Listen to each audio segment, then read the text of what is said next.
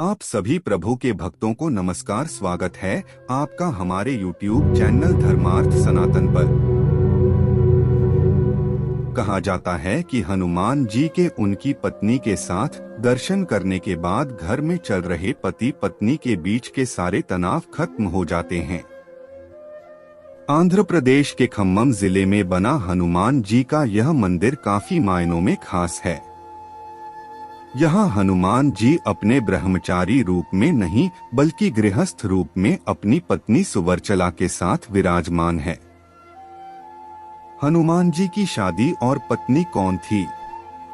हनुमान जी के सभी भक्त यही मानते आए हैं कि वे बाल ब्रह्मचारी थे और वाल्मीकि कंभ सहित किसी भी रामायण और रामचरितमानस में बालाजी के इसी रूप का वर्णन मिलता है।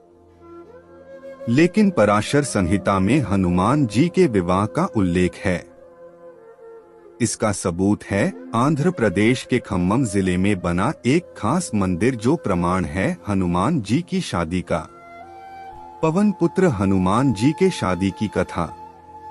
यह मंदिर याद दिलाता है रामदूत के उस चरित्र का जब उन्हें विवाह के बंधन में बंधना पड़ा था।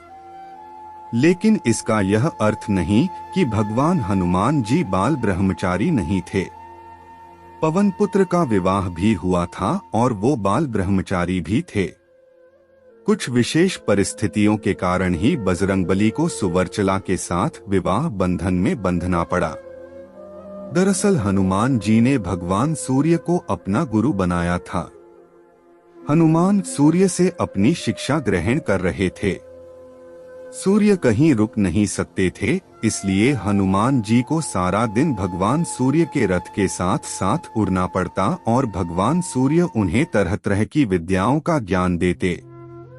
लेकिन हनुमान जी को ज्ञान देते समय सूर्य के सामने एक दिन धर्म संकट खड़ा हो गया।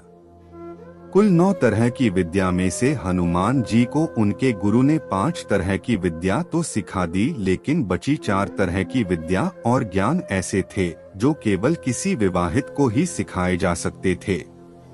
हनुमान जी पूरी शिक्षा लेने का प्रण कर चुके थे और इससे कम पर वो मानने को राजी नहीं थे।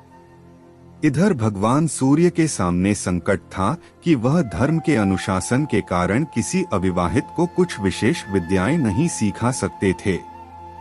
ऐसी स्थिति में सूर्य देव ने हनुमान जी को विवाह की सलाह दी और अपने प्रण को पूरा करने के लिए हनुमान जी भी विवाह सूत्र में बंधकर शिक्षा ग्रहण करने को तैयार हो गए। लेकिन हनुमान जी के लिए दुल्हन कौन हो और कहां से वह मिलेगी, इसे लेकर सभी चिंतित थे।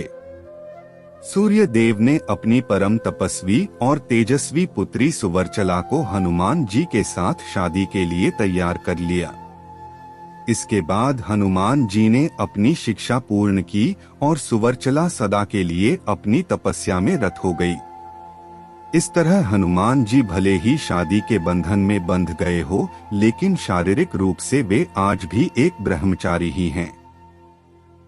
पाराशर संहिता में तो लिखा गया है कि खुद सूर्यदेव ने इस शादी पर यह कहा कि यह शादी ब्रह्मांड के कल्याण के लिए ही हुई है और इससे हनुमान जी का ब्रह्मचर्य भी प्रभावित नहीं हुआ।